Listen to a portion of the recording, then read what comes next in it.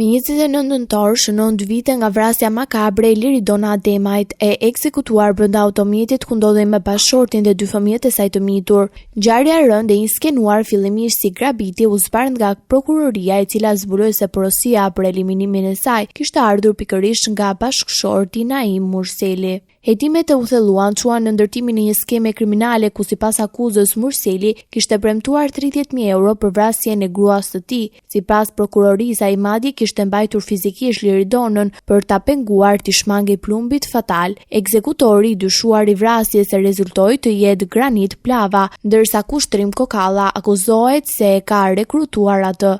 Ndërkaq, Tom Dodaj, i cili kishte shitur armën e përdorur në krim, ishte dënuar më herët me 5 vite burg dhe 5.000 euro gjop. Me 15 janar 2025, prokuroria ngriti akuzën zyrtare ndaj 4 të pandehurve, Naim Murseli, Granit Plavës, Kushtrim Kokallës dhe Tom Dodajt ishin formalizuar nisjen e procesit gjyqësor. Çështja ka vajtur në gjykatën themelore të Prishtinës, duke mbajtur vëmendjen e opinionit publik për mënyrën e kryerjes së këtij krimi dhe motivet e saj.